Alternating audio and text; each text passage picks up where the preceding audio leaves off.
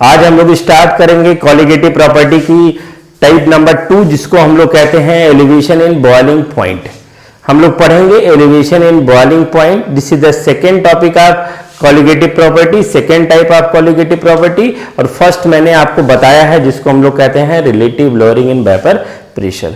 Elevation in boiling point हम लोग समझने से पहले हम लोग सबसे पहले समझते हैं what is the boiling point. Boiling point होता क्या है इसको हम लोग जानने की कोशिश करेंगे। And boiling point in term of vapour pressure, क्योंकि सारा कॉन्सेप्ट आपके वेपर प्रेशर पे ही बेस्ड है, तो हम लोग वेपर प्रेशर के बेस पे हम लोग बॉइलिंग पॉइंट को डिफाइन करने की कोशिश करते हैं। अब हम लोग क्या करते हैं, कोई एक लिक्विड लेते हैं, एक कंटेनर है।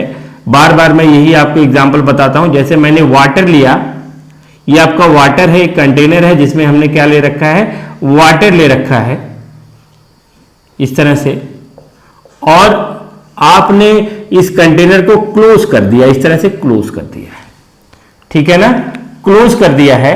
और यहां से इसको हीट करना क्या करते हैं, कंटिन्यू इसको हीट करना स्टार्ट। एक बर्नर लगाया इस तरह से और इसको हीट देना शुरू करेंगे। इसकी स्विच को क्या कर दिया, इसके जो बटन है, नॉब है, इसको ऑन कर दिया है। और इसके नॉब को जब ऑन किया तो आपने क्या देखा कि इसके जो वाटर है, वाटर के वेपर बनने क्या हो जाएंगे, स्टार्ट हो जाएंगे। सरफेस के मॉलिक्यूल होंगे, ये वेपर्स बनाने क्या कर देंगे, स्टार्ट कर देंगे। ये वेपर्स बनता जाएगा, आप इसको हीट सप्लाई करते रहेंगे, आपके वेपर्स इसके कंटेनर के अंदर बनते जाएंगे, बनते जाएंगे, बनते जाएंगे, बनते जाएंगे। इस तरह से आपका वेपर बहुत सारा बनता जाएगा, है ना। अब हमको क्या करना है, इस वेपर का प्रेशर मेजरमेंट करना है। ये जो वेपर का पार्शियल प्रेशर है, इसको हमको मेजर करते रहना है। जैसे जैसे हम हीट करेंगे, इसको दो काम करना है। इस कंटेनर के अंदर एक थर्मामीटर लगा देना है, इस तरह से। ये कंटेनर है, इस कंटेनर के अंदर एक हम लोग थर्मामीटर इस तरह से लगा देते हैं, एक से इस तरह से एक थर्मामीटर लगा देते हैं। यह थर्मामीटर, और हीट करते जाना है, थर्मामीटर को चेक करते जाना है, और इस प्रेशर का भी मेजरमेंट करते जाना है ना। प्रेशर मेजर करते जाएंगे, मेजर करते जाएंगे, मेजर करते जाएंगे। एक ऐसा समय आएगा कि ये जो वेपर प्रेशर है इस लिक्विड का, वेपर प्रेशर इस लिक्विड का इक्वल हो जाएगा किसके, एटमॉस्फेरिक प्रेशर के। जो एटमॉस्फेयर का प्रेशर होता है उस प्रेशर के क्या हो जाएगा, इक्वल हो जाएगा। उस समय हम थर्मामीटर में जो रीडिंग देखेंगे उसी टेम्परेचर को इस लिक्विड का बॉइलिंग पॉइंट कहते हैं। तो हम इसको कैसे डिफाइन करेंगे, कहेंगे एट डायनेमिक इक्विलिब्रियम, क्योंकि इक्विलिब्रियम तो एस्टेब्लिश हो ही गया होगा। At dynamic equilibrium vapour pressure of any liquid equal to atmospheric pressure and that temperature is called boiling point. फिर से डिफाइन करता हूं, यहां लिख भी देता हूं, the temperature at dynamic equilibrium, at dynamic equilibrium the temperature at which boiling vapor pressure of any liquid equal to atmospheric pressure is called boiling point। इसको हम लोग क्या कहते हैं, boiling point। तो इस तरह से आपको मैंने boiling point का कॉन्सेप्ट बताया। What is the boiling point? The temperature at dynamic equilibrium if the any liquid equal to the atmospheric pressure and that temperature is called, उसी टेम्परेचर को हम लोग क्या कहते हैं, उसी टेम्परेचर को हम लोग बॉइलिंग पॉइंट कहते हैं किसी भी लिक्विड का। तो इस तरह से हमने आपको डिफाइन किया, हमने आपको बताया बॉइलिंग पॉइंट लिक्विड का। अगर हम इसका एक ग्राफ प्लॉट करने की कोशिश करते हैं तो ग्राफ हम लोग बहुत अच्छे से प्लॉट कर सकते हैं। क्या करना है आपको, एक्स एंड वाई एक्सिस बनाना है। आपको यहां वाई एक्सिस पे लेना है पार्शियल प्रेशर और एक्स एक्सिस पे लेना है आपको टेम्परेचर। अब आपको क्या कर रहा है, इधर टेम्परेचर ऐसे बढ़ेगा और पार्शियल प्रेशर ऐसे बढ़ेगा। कोई भी लिक्विड लिया है, वाटर ले लिया है, वाटर ले लिया, जब टेम्परेचर इनिशियल था तो वेपर प्रेशर क्या था, 0 था। टेम्परेचर बढ़ता जा रहा है, बढ़ता जा रहा है पार्शियल। यहां मैं प्रेशर किसको 1 atm कर देता हूं, ये एटमॉस्फेरिक प्रेशर है। टेम्परेचर बढ़ेगा, टेम्परेचर ऐसे से इंक्रीज करेगा, पार्शियल प्रेशर बढ़ेगा, टेम्परेचर इंक्रीज करेगा, पार्शियल प्रेशर बढ़ेगा, टेम्परेचर बढ़ता जाएगा, पार्शियल प्रेशर बढ़ता जाएगा, टेम्परेचर बढ़ता जाएगा, पार्शियल प्रेशर बढ़ता जाएगा, और एक ऐसा समय आएगा कि जो वेपर्स है वाटर के, अब वो वेपर नहीं हो जाएंगे, एयर हो जाएंगे, और जिस टेम्परेचर पे एयर होंगे उस टेम्परेचर पे उस वेपर का जो प्रेशर होगा वो प्रेशर हो जाएगा 1 एटमॉस्फेरिक प्रेशर। मतलब यहां अगर हम ऐसे लाइन नीचे ड्रॉ करते हैं तो यहां जो टेम्परेचर मिला आपको, जिसको हम लोग टीबी नॉट कहते हैं, and this TB naught is called boiling point of any liquid. जिस भी लिक्विड का हम ग्राफ बना रहे हैं, ये आपका क्या निकल गया, बॉइलिंग पॉइंट निकल के आया उस लिक्विड का। इसी टीबी नॉट को हम लोग बॉइलिंग पॉइंट कहते हैं। तो इस तरह से हम लोग ग्राफ को क्या कर सकते हैं, प्लॉट कर सकते हैं। अब आपको पढ़ना है इलिवेशन इन बॉइलिंग पॉइंट। इलिवेशन इन बॉइलिंग पॉइंट मतलब टेम्परेचर का बढ़ जाना, बॉइलिंग टेम्परेचर बढ़ जाना। तो ये कैसे बढ़ेगा, और हम लोग पढ़ रहे हैं कॉलिगेटिव प्रॉपर्टी। तो हम लोग एक सोल्यूशन बनाएंगे। सपोज करो, इमेजिन करते हैं हमेशा इस तरह से, हमने एक सोल्यूशन लिया। पहले हमने एक प्योर सॉल्वेंट लिया, यहां मैं लिखता हूं एक प्योर सॉल्वेंट, ये है प्योर सॉल्वेंट। ये प्योर सॉल्वेंट में ये है आपका वाटर, ये प्योर सॉल्वेंट है, ये है आपका प्योर सॉल्वेंट जिसको हम लोग ए कहेंगे, और ये प्योर सॉल्वेंट है वाटर। और वाटर का जो हमने इस एक्सपेरिमेंट से बॉइलिंग पॉइंट फाइंड करने की कोशिश की, वो बॉइलिंग पॉइंट वाटर का निकल के आया, कितना निकल के आया, 100 डिग्री सी। ये जो वेपर प्रेशर जब एटमॉस्फेरिक प्रेशर के इक्वल हुआ, तो जो थर्मामीटर था उस थर्मामीटर में हमने जो रीडिंग देखी इस वाटर का, प्योर वाटर का थर्मामीटर में, वो रीडिंग कितनी देखी, हमने देखा कि TB not equal to 100 degree C. ये 100 डिग्री सी है। पानी आपका बॉयल करना स्टार्ट कर दिया। जैसे आप चाय बनाते हो, चाय बनाते हो तो क्या देखते हो, आप पानी डालते हो, दूध डालते हो, और दूध डालने के बाद थोड़े समय के बाद पानी आपका दूध बॉयल करने लगता है, दूध बाहर आने की कोशिश करता है। उसी समय आप तोड़ के जाते हो, उसमें चीनी डाल देते हो। चीनी डालते हो तो बॉयल होना सप्रेस हो जाता है, कुछ समय के लिए सप्रेस हो जाता है। हो सकता है आप जो गैस है उसके नॉब को थोड़ा बढ़ा देते हो, हीट एनर्जी थोड़ा और सप्लाई। बार बार कहते हैं कि हम लोग क्या करेंगे, चाय को बहुत उबाल के पिएंगे तो चाय का टेस्ट आएगा, बहुत अच्छा टेस्ट आएगा। टेम्परेचर को बढ़ा दे रहे हैं, क्यों, क्योंकि उसमें हम बार बार नॉन वोलेटाइल सब्सटेंस को क्या करते जा रहे हैं, ऐड करते जा रहे हैं। ऐड करते जा रहे हैं तो हो क्या रहा है, बॉइलिंग पॉइंट बढ़ रहा है। कैसे बढ़ रहा है इसको हम लोग देखते हैं। तो ये टीबी नॉट जो निकल के आया, ये टीबी नॉट प्योर सॉल्वेंट का निकल के आया है। अब आपने क्या कर रखा है कि आपको एक सोल्यूशन बनाना है। आपको ये सोल्यूशन जो बनाना है, मैं बार यहां लिख दे रहा हूं, जो सोल्यूशन है उसमें सोल्यूशन में 2 कंपोनेंट है, जिसको हम लोग ए कहते हैं, ये वाटर है। दूसरा इसमें हमने क्या मिला दिया, दूसरा हमने मिला दिया शुगर। शुगर क्या है आपका, बी है। ये शुगर आपका नॉन वोलेटाइल। कॉलिगेटिव प्रॉपर्टी पढ़ रहे हैं तो कॉलिगेटिव प्रॉपर्टी में आपका सॉल्यूट नॉन वोलेटाइल होना चाहिए।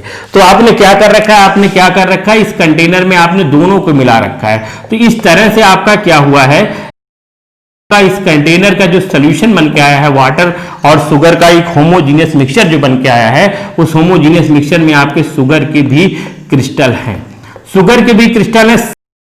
से परफॉर्म कर रहे हो कि आपने एक बर्नर लगा दिया, इस तरह से एक बर्नर लग गया, और एक बर्नर इस तरह से लगा के जैसे आपने इस बर्नर को क्या कर दिया है, ऑन किया है, और इसके अंदर थर्मामीटर आप डाल के देख लिए। ये आपका थर्मामीटर है, ठीक है ना, ये थर्मामीटर, इस पे रीडिंग है इस तरह से बनी हुई है। ये आपका वेपर प्रेशर किसका है, सोल्यूशन का वेपर प्रेशर है। अब थर्मामीटर में देखते जा रहे हो, देखते जा रहे हो, देखते जा रहे हो, हो क्या रहा है, जब 100 डिग्री टेम्परेचर आया, उस टेम्परेचर पे भी ये वेपर प्रेशर आपका सोल्यूशन का एटमॉस्फेरिक प्रेशर के इक्वल नहीं हुआ। लेकिन जैसे हमने 100 एक्सीड की, थर्मामीटर में देखा ये जो टेम्परेचर 100.52 डिग्री सी जैसे हुआ, उस समय आपका ये सोल्यूशन का वेपर प्रेशर आपका एटमॉस्फेरिक प्रेशर के क्या हो जाएगा, इक्वल हो जाएगा। ऐसा क्यों हुआ भाई, ऐसा इसलिए हुआ क्योंकि सॉल्यूशन में नॉन वोलेटाइल सॉल्यूट है। उस नॉन वोलेटाइल सॉल्यूट को ब्रेक डाउन करने के लिए, उसके बॉन्ड को तोड़ने के लिए आप जो हीट एनर्जी सप्लाई कर रहे हो, किसके फॉर्म में, टेम्परेचर के फॉर्म में, जो हीट एनर्जी जो इसके अंदर जा रही है, वो एनर्जी वाटर को बॉयल करने की बजाय उस सॉल्यूट मॉलिक्यूल को ब्रेक डाउन, डिसोसिएट करने में यूटिलाइज हो जा रही है। इसीलिए हमारा टेम्परेचर क्या करना पड़ रहा है, बढ़ाना पड़ रहा है। किसी दूसरे टेम्परेचर पे आपका ये सॉल्यूशन बॉयल करेगा। मतलब अगर आप इसको देखेंगे और इसको देखेंगे, इसको हम लोग कहते हैं टीबी। टीबी क्या है आपका? टेम्परेचर है, बॉइलिंग पॉइंट है किसका? सॉल्यूशन का। This is the boiling point of the solution and this is the boiling point of the pure solvent. अब हम अगर इसी का ग्राफ बनाते हैं तो क्या होगा, या हम लोग समझने की कोशिश करते हैं, एक बात और समझने की कोशिश करते हैं कि जो प्योर सॉल्वेंट है, प्योर सॉल्वेंट, उस प्योर सॉल्वेंट का जो बॉइलिंग पॉइंट है वो कम, सॉल्यूशन है उसका बॉइलिंग पॉइंट ज्यादा है। और ज्यादा इसलिए है क्योंकि उसके अंदर हमने नॉन वोलेटाइल सॉल्यूट को क्या करके रखा है? मिक्स करके रखा है। तो ये आपको पता है कि टीबी जो नॉट आपने फाइंड किया है, this is the boiling point of pure solvent, ये कम है टीबी से solution due to non volatile solute. अब मैंने डायरेक्ट ग्राफ, क्योंकि डायरेक्ट ग्राफ से तो आपके टेक्स्ट बुक में दिया गया है, आप वहां से देख सकते हो। ये सारी बातें मैंने इसलिए आपको बता रखी हैं ताकि अगर हम ग्राफिकल रिप्रेजेंटेशन करते हैं तो आपके दिमाग में ये कहीं से बात न आए कि ये ग्राफ आया कहां से, इसको हम लोग समझेंगे कैसे, इसको हम लोग जानेंगे कैसे। तो बहुत आसान है इस ग्राफ को बनाना। मैं यहां ग्राफ रिप्रेजेंट करता हूं, देखिएगा दोनों बातें हम लोग देखेंगे। हम लोग प्योर सॉल्वेंट को भी देखेंगे और हम लोग सॉल्यूशन को भी देखेंगे। इस एक्सिस पे हम टेम्परेचर को लिख रहे हैं और इस एक्सिस पे हम वेपर प्रेशर को लिख रहे हैं। पहले हम लोग क्या करते हैं? ब्लू पेन का यूज करते हैं। ये ब्लू पेन आपका प्योर सॉल्वेंट के लिए है और यहां जो टेम्परेचर है, यहां जो प्रेशर वो क्या है आपका?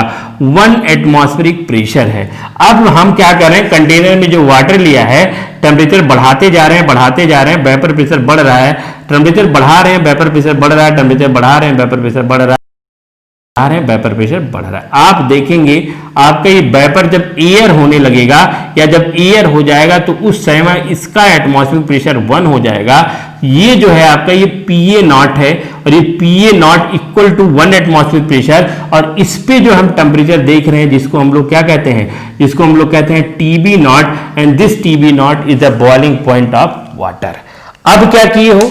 जब हमने वाटर के अंदर शुगर मिला दिया है, नॉन वोलेटाइल सॉल्यूट मिला दिया है, तो नॉन वोलेटाइल सॉल्यूट मिलाए हो तो आपका वेपर प्रेशर, क्योंकि नॉन वोलेटाइल सॉल्यूट मिलाते ही वेपर का अमाउंट कम हो जाएगा, तो वेपर का अमाउंट कम हो जाएगा। ध्यान दीजिए यहां से मैं नीचे से कर रहा हूं, वेपर प्रेशर भी कम हो जाएगा, लेकिन फिर भी हम टेम्परेचर को बढ़ाते जा रहे हैं, बढ़ाते जा रहे हैं, टेम्परेचर को बढ़ाते जा रहे हैं, वेपर प्रेशर बढ़ता जा रहा है, टेम्परेचर बढ़ा रहे हैं, वेपर प्रेशर बढ़ रहा है, टेम्परेचर बढ़ा रहे हैं, वेपर प्रेशर बढ़ रहा है, टेम्परेचर बढ़ा रहे हैं। एक ऐसा समय इसका भी आएगा कि सॉल्यूशन के भी वेपर आपके एयर बन जाएंगे, मतलब इसका भी सॉल्यूशन का भी जो वेपर प्रेशर होगा वो एटमॉस्फेरिक प्रेशर के इक्वल हो जाएगा।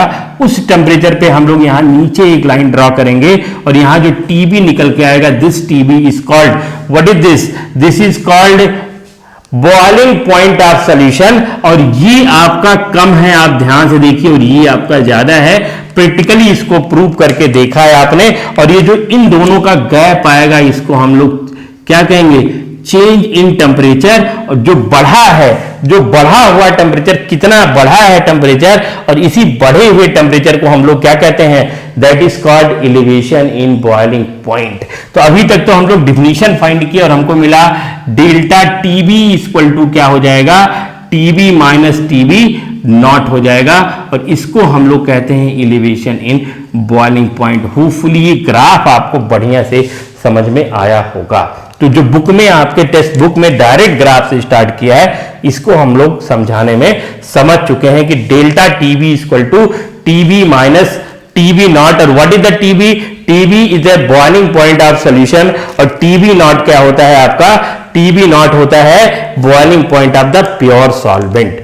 अब आप यहां एक बात ध्यान से देखिए, यहां आपका पीए नॉट है, this is the vapour pressure of, किसका वेपर प्रेशर है? वेपर प्रेशर है किसका? प्योर सॉल्वेंट का। और इसी लाइन पे हम यहां देखते हैं, इसी लाइन पे, इसी सेम टेम्परेचर पे, एक ही टेम्परेचर पे ये वेपर प्रेशर किसका है? इस टेम्परेचर पे, मतलब जो वाटर का बॉइलिंग पॉइंट है उस टेम्परेचर पे जो वेपर प्रेशर है, किसका वेपर प्रेशर है? प्योर सॉल्वेंट का। और यहां जो पीएस देखेंगे, यहां पे ये पीएस, ये किसका बॉइलिंग पॉइंट है? आपको पता है, ये सॉरी, ये किसका वेपर प्रेशर? ये वेपर प्रेशर किसका है? सॉल्यूशन का। इस बॉइलिंग वाटर के बॉइलिंग पॉइंट टेम्परेचर पे कहते हैं at boiling point of water, at boiling point of water हम लोग क्या देख रहे हैं कि PA not is greater than PS। सही बात है, 100% नॉन वोलेटाइल सॉल्यूट मिलाए हो तो आपका क्या हुआ है, ये चीज क्या हुआ है, आपका कम हो गया और ये ज्यादा हो गया है। तो इस तरह से अगर हमको फाइंड करना है लोअरिंग इन वेपर प्रेशर इस टेम्परेचर पे डेल्टा P, तो डेल्टा P इक्वल टू हम लोग क्या कह सकते हैं, PA नॉट माइनस PS। अब आप ध्यान से देखिए, अब ये जो वैल्यू आई इसके बीच में यहां जो वैल्यू आई उसको हम लोग क्या कहते हैं, डेल्टा P कहते हैं। ध्यान से देखिए, this is called delta P। अगर मैं इसको बढ़ाता हूं, और ये कैसे बढ़ेगा, ध्यान से देखिए, ये इस तरह से बढ़ेगा। अगर मैं यहां से लाइन नीचे से ड्रॉ करता हूं और ऐसे ऐसे लेके जाता हूं, तो जो आपका आएगा, ये जो आएगा, अभी इसको मैं मिटा दे रहा हूं, इस लाइन को मिटा दे रहा हूं। आप देखिए ये जो डेल्टा P बढ़ा है, बढ़ा नहीं बढ़ा है, साथ में आपका और क्या इंक्रीज किया। अगर लाइन को ऐसे नीचे ड्रॉ करते हैं, इसको मैं मिटाता हूं, फिर से मैं बताता हूं आपको, फिर से बता रहा हूं, ध्यान दीजिएगा इसी बात को। ये बात फाइंड कर ली कि आपका TB minus TB not equal to delta TB, ये बात फाइंड कर ली आपने। और ग्राफ को मैं फिर से आपको समझा रहा हूं, ये आपका वेपर प्रेशर है, ये टेम्परेचर है। जो बात आपने सीखी है कि सर ये एटमॉस्फेरिक प्रेशर है जिसको 1 कर दे रहा हूं। अब ये प्योर सॉल्वेंट का ऐसे बढ़ा, ऐसे बढ़ा, अब यहां PA नॉट आ गया और यहां मैंने नीचे लाइन ड्रॉ की, हमको मिल गया TB not, this is the boiling point of water. अब इसमें आपने क्या मिलाया है, अब आपने मिलाया है इसमें non volatile solute. Non volatile solute मिला है तो वेपर उस पे क्या होगा, कमी होगा। तो आपका इस तरह से कुछ ग्राफ बन के आया है और यहां नीचे लाइन ड्रॉ की, ये मिल गया TB और TB आपका क्या है, बॉइलिंग पॉइंट ऑफ सॉल्यूशन। अब आप इसको ऐसे मिला दीजिए। अब आपको क्या देखना है, अब मैं आपको बार बार जो बताने की कोशिश कर रहा हूं, इस टेम्परेचर पे जो TB नॉट टेम्परेचर है, इस टेम्परेचर पे वेपर प्रेशर आपका किसका है, प्योर सॉल्वेंट का, और यहां जो आएगा वो वेपर प्रेशर आएगा सॉल्यूशन का। इस टेम्परेचर पे आप ध्यान दीजिए, ये वेपर प्रेशर किसका है, प्योर सॉल्वेंट का, ये वेपर प्रेशर है सॉल्यूशन का। एट TB नॉट अगर ध्यान देंगे तो हम लोग कहेंगे बेटा PA not vapour pressure of pure solvent is greater then vapour pressure of solution. Correct है, क्योंकि वेपर प्रेशर आपका कम हुआ है तभी तो बॉइलिंग पॉइंट बढ़ा है। जियोट्रॉपिक मिक्सचर याद करिए आप। तो PA not is greater than PS, ये बात आपका एकदम क्लियर कट हो गया है। तो अगर इस टेम्परेचर पे हम lowering in vapour pressure delta P find करेंगे तो हम लोग क्या कह सकते हैं, PA नॉट माइनस PS। ये बात हमको अच्छी तरह से आता है। अब हमको करना क्या है, हमको ये करना है कि अगर हम लोग क्या करते हैं, अगर हम लोग ये डेल्टा P है, ये डेल्टा P है, देखिए ये डेल्टा P है, ये चीज बढ़ेगा तो ये डेल्टा T आपका बढ़ना चाहिए। अगर ये दोनों एक दूसरे के रेशियो में घटते बढ़ते हैं, इसका मतलब ये कहीं ना कहीं एक दूसरे के प्रोपोर्शनल है। मतलब क्या है, मतलब ये है अगर मैं इसको बढ़ाता हूं, कैसे बढ़ा सकता हूं, ग्राफ यहां नीचे से मैं ऐसे प्लॉट करता हूं तो कुछ यहां आएगा आपका, तो मैं बीच वाली लाइन यहां से गायब कर देता हूं। अब देखिए ये जो डेल्टा P की वैल्यू है यहां से शुरू होकर यहां तक आ गई, मतलब डेल्टा P आपका बढ़ा। और अगर हम बात करेंगे, इसको TB कह लेते हैं, TB डैश कर लेते हैं, तो ये डेल्टा T है, ये भी बढ़ा। मतलब जिस रेशियो में आपका लोअरिंग इन वेपर प्रेशर बढ़ रहा है उसी रेशियो में आपका एलिवेशन इन बॉइलिंग पॉइंट बढ़ रहा है। मतलब दोनों एक रेशियो में घट रहे हैं और दोनों एक रेशियो में बढ़ रहे हैं। इसका सिंपल सा मतलब ये निकल के आया, सिंपल सा मतलब निकल के आया बेटा कि आपका elevation in boiling point is directly proportional to lowering in vapour pressure. मतलब delta TB is directly proportional to delta P। ये बात हम आपको पता है, अगर यहां तक पहुंच गए तो दिक्कत वाली ही बात नहीं, हम लोग सॉल्व कर लिए, आधा पड़ाव हम लोग पार कर लिए हैं। तो delta TB directly proportional to delta P और डेल्टा P क्या है, लोअरिंग इन वेपर प्रेशर। अब हम किसी प्रोपोर्शनल साइन को हटाएंगे तो कांस्टेंट लाएंगे, यहां K लाते हैं, K डेल्टा P और डेल्टा TP इक्वल टू हो जाएगा K डेल्टा P। ये बात भी हमको पता है। अब याद करिए लोअरिंग इन वेपर प्रेशर और मोल फ्रैक्शन का मैंने अपने relative lowering in vapour pressure के लेक्चर में एक बात आपको बता रखी है। वो बात आपको जाननी क्या है, आपको ये जाननी है delta P equal to PA not x equal to, ये से आपने पढ़ा है relative lowering in vapour pressure, क्या पढ़ा है, PA not minus PS upon PA not equal to mole fraction of B, ये पढ़ा है। इसको इधर ले जाएंगे तो क्या मिलेगा, delta P equal to P A not minus P S equal to P A not जाई बी। और पी ए नॉट क्या है, पी ए नॉट है आपका वेपर प्रेशर सॉल्वेंट का। ये इक्वेशन होल्ड कर रहा है कि नहीं कर रहा है, इस इक्वेशन को ध्यान से देख लीजिए। हमने कहा था लास्ट वाले लेक्चर में जो मेरा जाओगे relative lowering in vapour pressure, इसको बढ़िया से घूर के देख लीजिए। Raoult law for non volatile solid के लिए लोअरिंग इन वेपर प्रेशर का ये इक्वेशन होल्ड करेगा कि नहीं करेगा, करेगा ना। जब करेगा तो हम लोग क्या क्या चीजें लिख सकते हैं, हम लोग कह सकते हैं डेल्टा टीपी इक्वल टू के, और डेल्टा पी की जगह लिख सकते हैं P A not P S, लिख सकते हैं, लिख सकते हैं। और हम लोग क्या लिख सकते हैं, और इसको हम लोअरिंग इन वेपर प्रेशर कहते हैं। और क्या लिख सकते हैं, delta TB equal to K into P A not जाई बी। जाई बी क्या है, mole fraction of non volatile solute. This is the mole fraction of non volatile solute. अब हमको क्या पता है, मोल फ्रैक्शन देखते हैं नॉन वोलेटाइल सॉल्यूट का। जो आपका सॉल्यूशन है बेटा, उस सॉल्यूशन में आपका ए कंपोनेंट है सॉल्वेंट और बी कंपोनेंट है क्या है आपका, बी कंपोनेंट है नॉन वोलेटाइल सॉल्यूट, जिसको हम लोग शुगर कहते हैं। ये दोनों आपस में मिक्स है। अब अगर इसका मोल कहेंगे, इसका मोल Na और इसका मोल क्या है Nb। तो अगर हम मोल फ्रैक्शन सॉल्यूट का क्यों फाइंड कर रहे हैं, क्योंकि पूरा मामला ही सॉल्यूट की वजह से गड़बड़ हो गया, पूरा मामला ही सॉल्यूट की वजह से आपका बॉइलिंग पॉइंट क्या कर गया है, इंक्रीज कर गया है, बढ़ गया है। मतलब अब हम इसकी जगह क्या लिख सकते हैं, हमको पता है mole fraction of solute equal to mole of solute upon total mole Na plus Nb। ये हमको पता है। जब मैंने ऐसा लिखा तुरंत मेरे दिमाग में आना चाहिए कि मैं तो मोल फ्रैक्शन फाइंड थोड़ी कर रहा हूं, मैं पढ़ रहा हूं कॉलिगेटिव प्रॉपर्टी। और कॉलिगेटिव प्रॉपर्टी आपका वेरी डाइल्यूट सॉल्यूशन के लिए ही एग्जिस्ट करता है। मतलब solution is very dilute, that means the amount of solute in solution very very very less. तो फॉर वेरी डाइल्यूट सॉल्यूशन हम एक बात और लिख सकते हैं, फॉर वेरी डाइल्यूट सॉल्यूशन के लिए हम लोग क्या कह सकते हैं, हम लोग कह सकते हैं Nb is nearly equal to Na। मतलब आपका अगर ये 1 है तो ये आपका 0.00002 है। तो 1 में अगर इतनी छोटी वैल्यू ऐड करोगे तो 1 पे कोई चेंज आने वाला नहीं है, इसीलिए मैथमेटिकली कोई चेंज नहीं आएगा। इसीलिए Na plus Nb is nearly equal to Na कर लेते हैं और इस तरह से हम यहां रखने की कोशिश करते हैं। और कोशिश क्या होगा, delta TB equal to K into P A nought into आपका number of mole of solute upon number of mole of solvent हो जाएगा।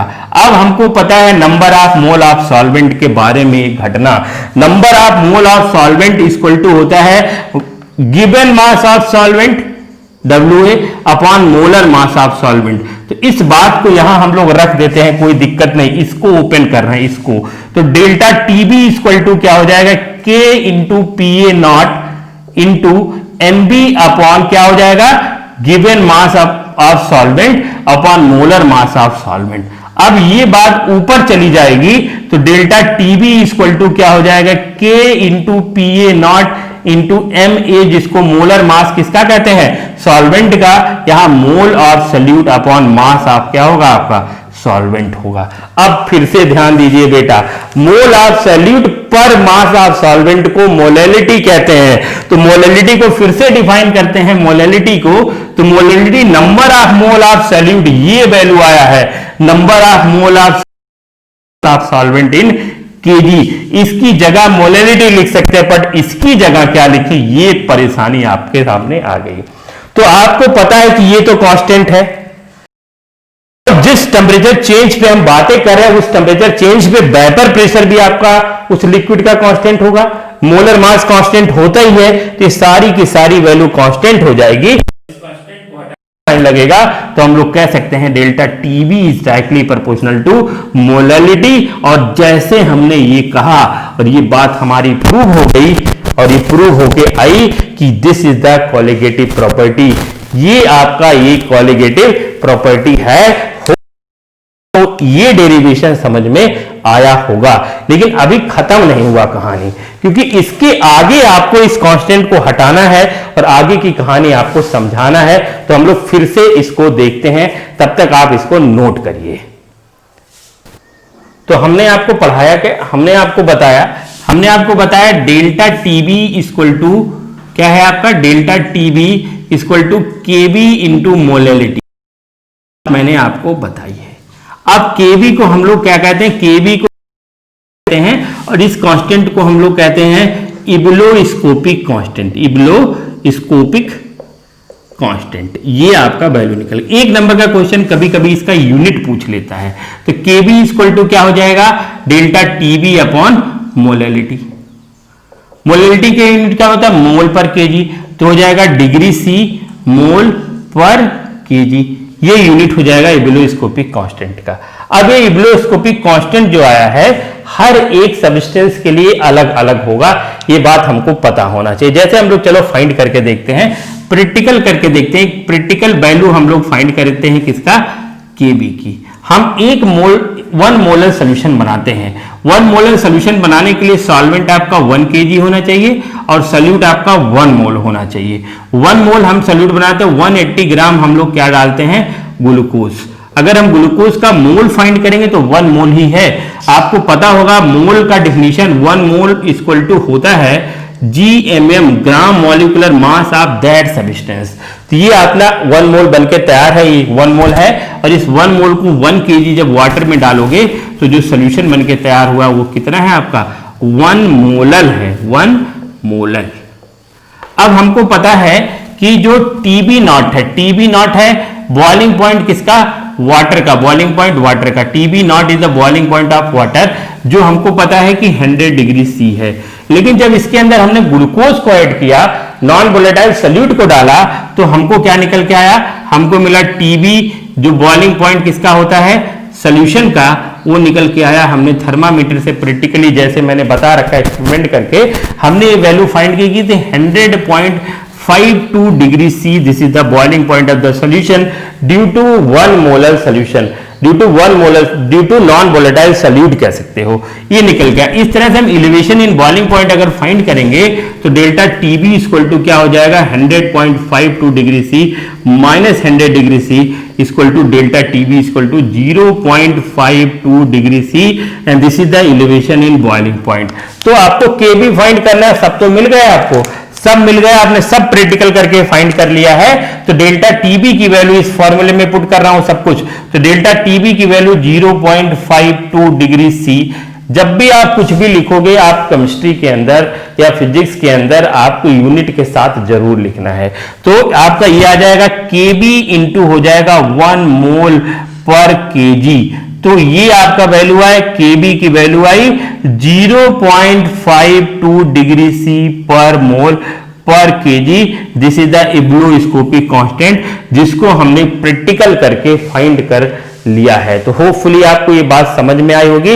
इसके बाद हम केबी की वैल्यू फाइंड करेंगे थ्योरेटिकली अगर हम केबी की वैल्यू फाइंड करते हैं तो कैसे फाइंड करते हैं, इसको हम लोग देखते हैं।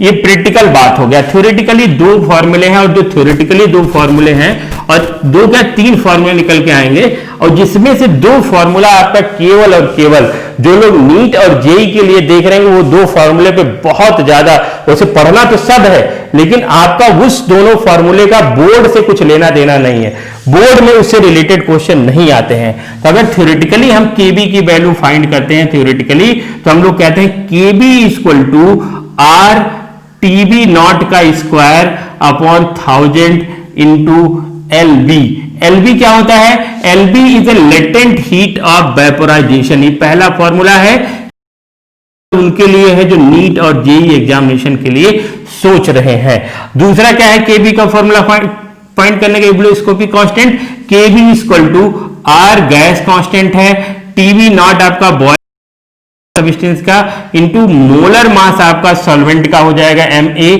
अपॉन क्या हो जाएगा 1000 इंटू क्या हो जाएगा डेल्टा Hb, और डेल्टा Hb क्या, एंथैल्पी चेंज ऑफ वेपोराइजेशन। ये दो फॉर्मूले आपको एकदम से रट जाने चाहिए नीट और जेई के एग्जामिनेशन वालों के लिए। इसके बाद का जो फॉर्मूला हम लोग डराइव करेंगे वो बोर्ड के लिए एकदम से दिमाग में हमेशा होना चाहिए। तो क्या फॉर्मूला है उसको हम लोग देखते हैं। हम इसको मिटाते हैं, इसको आप नोट कर लीजिए, मैं आपको तुरंत बता रहा हूं। नोट कर चुके होंगे होपफुली। अब मैं इसको मिटा रहा हूं। एक दूसरा फॉर्मूला आपको बता रहा हूं, आप इसको ध्यान से देखिए कहां से आया कैसे आया। कुछ करना नहीं, आपका जो सॉल्यूशन है उसमें आपका सॉल्वेंट है जिसको हम लोग फर्स्ट कंपोनेंट कहते हैं और सॉल्यूट है जिसको हम लोग सेकेंड कंपोनेंट कहते हैं। कहीं कहीं इसको ए लिखा जाता है और बी लिखा जाता है, हमने ए बी करके कहा है। आपको मैंने 1-2 इसलिए कराया कि आपको जो टेक्स्ट बुक दिए हैं उसमें 1-2 करके ये बताया गया है, तो मैं बता रहा हूं, कोई दिक्कत वाली बात नहीं। आपने फाइंड किया है कि delta TB equal to delta TB जिसको हम एलिवेशन इन बॉइलिंग पॉइंट कहते हैं केबी इंटू मोलैलिटी। मोलैलिटी को हम ओपन करेंगे तो क्या करेंगे, delta TB equal to KB number of mole of solute मतलब सेकेंड इंटू N2 और मास ऑफ सॉल्वेंट किसका केजी मतलब W1 है ना। अब केजी में है, अगर मुझको इसको ग्राम में कन्वर्ट करना है तो 1000 से डिवाइड कर दूंगा, तो इन ग्राम क्योंकि बुक में ग्राम पे आपके न्यूमेरिकल बहुत सारे ग्राम पे हैं। तो डेल्टा टीबी इक्वल टू क्या हो जाएगा, केबी into N2 upon W1 upon 1000। और ये 1000 कहां चला जाएगा बेटा, ऊपर चला जाएगा। तो ऊपर चला जाएगा तो क्या आएगा केबी इंटू, ऐसे कर सकते हैं 1000 इंटू केबी into N2 upon W1। N2 क्या है आपका, N2 है आपका number of mole of solute. अगर हम इसको ओपन करेंगे, N2 को ओपन करेंगे तो N2 इक्वल टू क्या हो जाएगा, given mass W2 upon molar मास। किसका मोलर मास, ये है सॉल्यूट का। यहां अगर हम रखेंगे तो कैसे रखेंगे, ये देख लीजिए, delta TB equal to KB into 1000 की जगह हम लिख सकते हैं W2 और M2 नीचे M2 इंटू W1। तो ये 1-2 में ज्यादा कंफ्यूज मत होना, कॉन्सेप्ट क्लियर होना चाहिए, बट ये रटा होना चाहिए, कॉन्सेप्ट क्लियर होना चाहिए, ये रटा। और आपके सीबीएसई न्यूमेरिकल कभी न कभी हर साल रिपीट करके पूछा। तो होपफुली ये क्लास थोड़ा लंबा चला गया लेकिन समझ में जरूर आया होगा elevation in boiling point. Next qualitative property, तब तक के लिए थैंक यू वेरी मच।